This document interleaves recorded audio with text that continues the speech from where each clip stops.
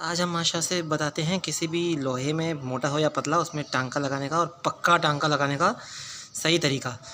जो मुख्तलिफ़ हज़ारों लाखों वीडियोज़ हैं, हज़ारों लाखों वेल्डर्स हैं दुनिया में, तो 1G 2G 3G 4G 5G 6G बताई हुई हैं उन्होंने। वो पोजीशन का नाम है।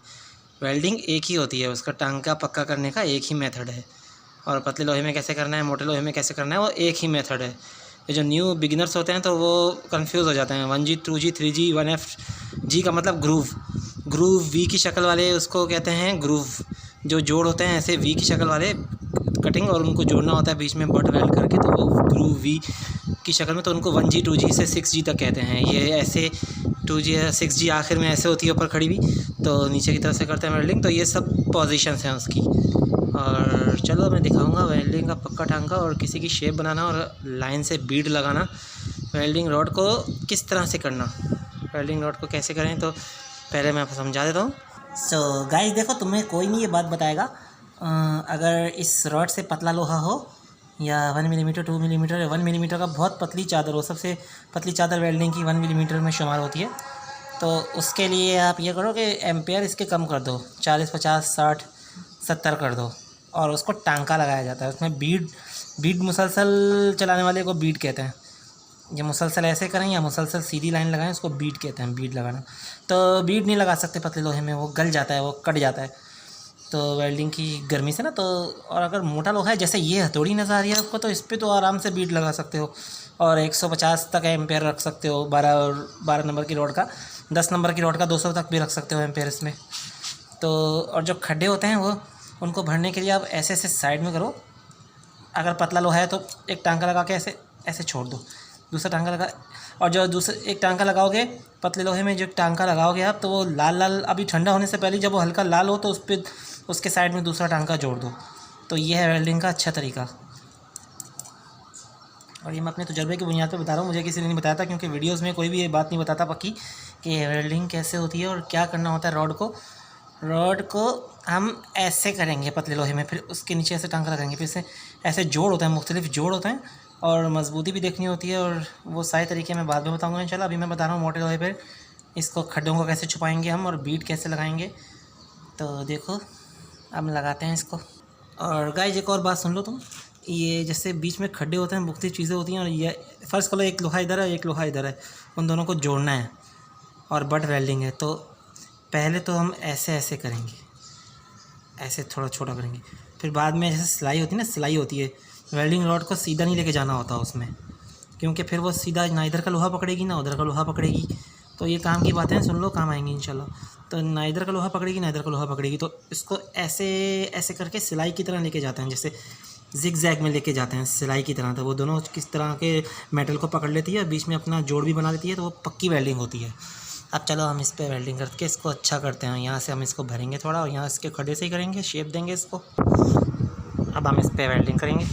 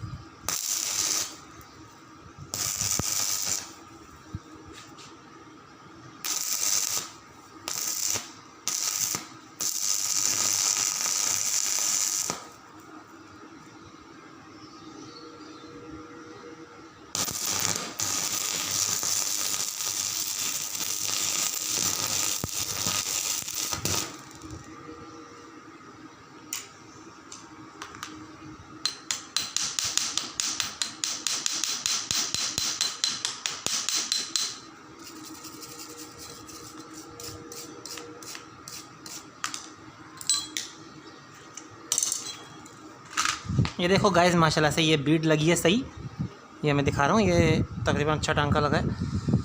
अब इसको ग्राइंडर से लेवल करेंगे, पहले इसको अच्छी तरह कर लें वेल्डिंग। ऐसे होती है वेल्डिंग पक्की।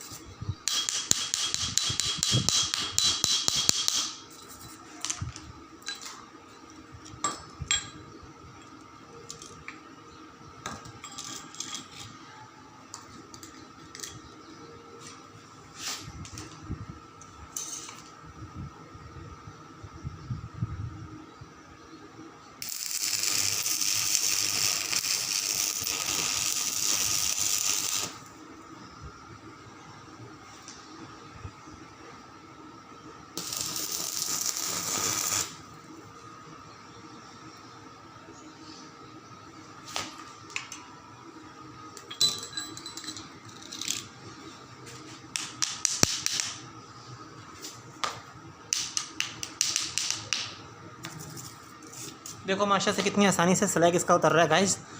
इसका स्लैग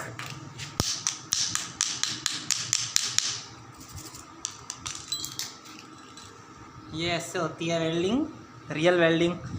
यहाँ देखो इसका स्लैग कितने आराम से उतर गया माशाल्लाह से। स्लैग जिसको कहते हैं स्लैग कार्बन, ये लाइन लगी है रियल वेल्डिंग, बीड लगी है, ऐसी लाइन को रियल वेल्डिंग कहते हैं। तो यकीनन समझ आ गया होगा सबको वेल्डिंग करना। वेल्डिंग बहुत मुश्किल नहीं है और इतनी आसान भी नहीं है, क्योंकि इसमें हाथ बिल्कुल ना हिले। तो तवज्जो वाला काम है, सारे वर्क की तवज्जो वाले होते हैं। तो देख लो, आज मेरी उम्मीद है इस वीडियो से इंशाल्लाह जो सीख रहे हैं वेल्डिंग वाले, जो अभी तक सीख नहीं सके, तो उनको पता चल गया होगा कि वेल्डिंग बहुत मुश्किल नहीं है। और ये 1 2 3 जी सिर्फ पोजीशंस होती हैं। असल चीज़ टांका लगाना है। अगर कोई टांका लगाने में माहिर हो गया है तो वो कोई भी वेल्डिंग कर सकता है, बस थोड़ी सी प्रैक्टिस की ज़रूरत है उसको। तो मिलते हैं नेक्स्ट वीडियो में इंशाल्लाह ऐसी।